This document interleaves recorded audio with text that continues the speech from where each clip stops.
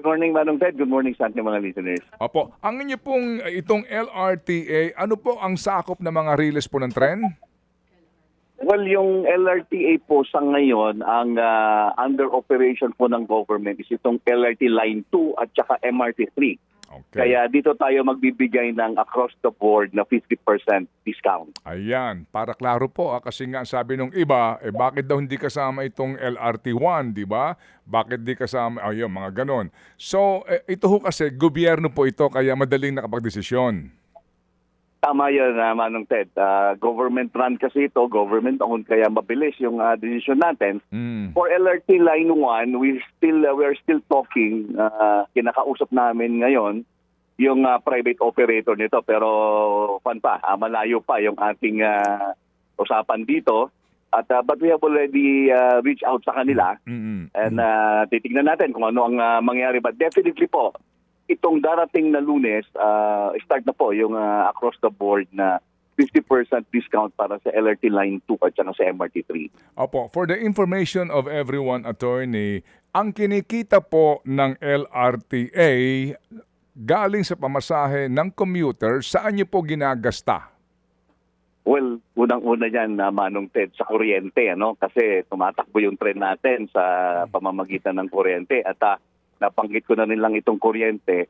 Tinignan ko itong last, kasi minomonitor namin yung consumption namin, itong last 3 or 4 months, pumapalo na kami ng 27 million monthly sa kuryente pa lang. And then idadagdag mo pa dyan, ang malaking porsyento pa dyan, yung personnel services natin, yung train driver, maintenance, yung ating mga station personnel. Kaya doon halos napupunta yung ating kinikita. At ito'y hindi sapat kapag idagdag na natin yung ating mga rehabilitation, yung mga upgrading na kailangan natin gawin sa ating mga system.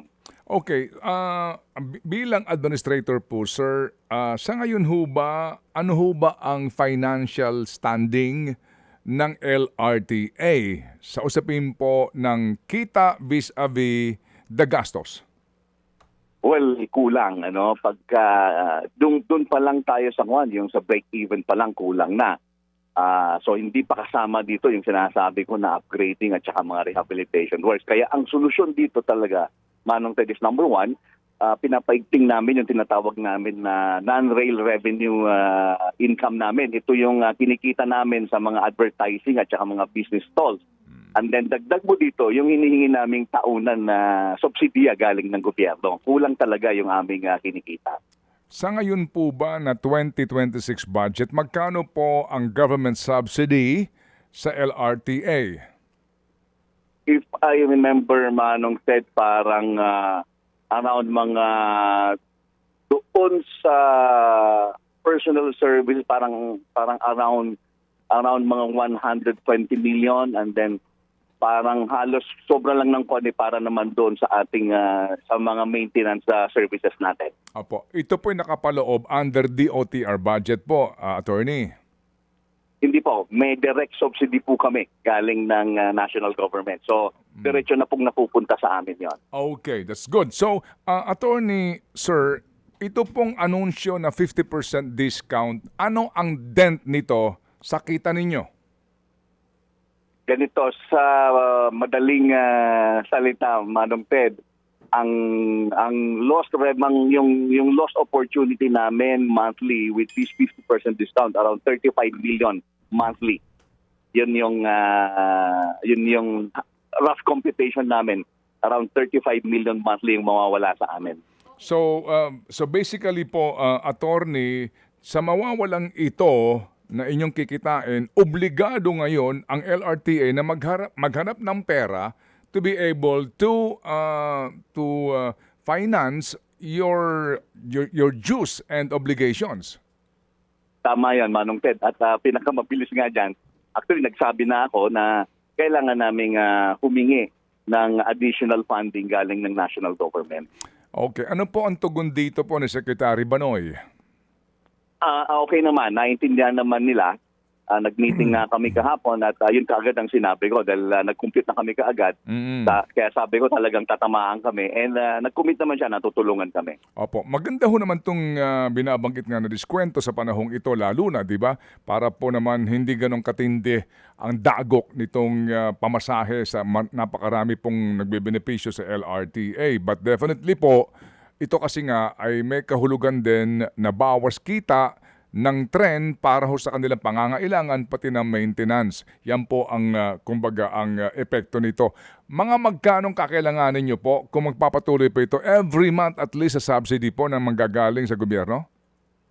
Well, ang pangangailangan namin, yun na, ganun din, halos katumbas din, mga 35 million monthly ang kailangan namin. But we expect more, Manong Ted, kasi nga, yung 27 million na monthly na kuryente namin, we expect tataas pa ito eh. So, roughly more than halos mga 40 million plus kagad ang easily yung kailangan namin karagdagan na pondo. Oo, kasi nga yung kuryente din inaasahan na tataas. Pag tumaas po yung per kilowatt hour, tataas din po yung bill sa inyo ng Meralco, ang inyo pong provider.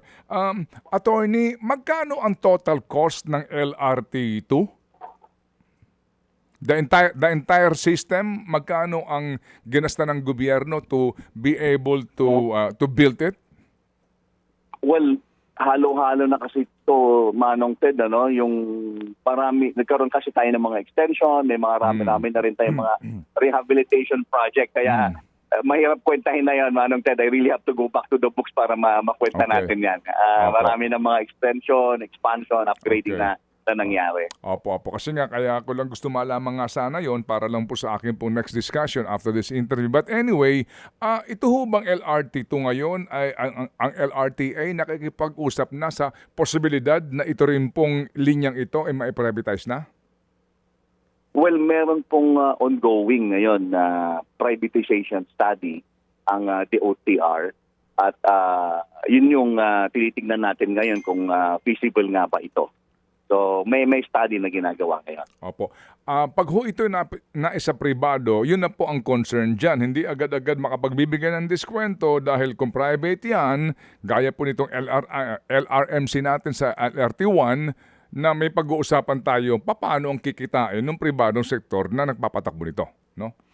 Tama yon. Hindi ganoon kabilis magdesisyon at pahirapan talaga. Okay, sige po. So, Attorney Cabrera, salamat at kami po ay nagkaroon ng pagkakataon na kayo makapanayan para mas maintindihan po ng taong bayan ang programang ito ngayon ng gobyerno. Maganda po ito at ang kaakibat po na problema ninyo ngayon. Opo. Maraming salamat, Manong Ted. Maraming salamat sa ating mga listeners. Opo, mabuhay. Thank you very much. Mga kapatid, para sa iba pang mga balita at impormasyon, sundan niyo po kami sa X, Instagram, Facebook at syempre sa TikTok, True Network PH. Mag-subscribe din po kayo sa aming YouTube channel, True Network. May website din po tayo, truenetwork.ph, at pwede nyo rin po kaming mapanood sa Channel 19 ng aming True FM TV. Lagi pa rin makinig sa radyo dito po sa 105.9 True FM dahil dito, laging true sa'yo, kapatid. Dito tayo sa totoo.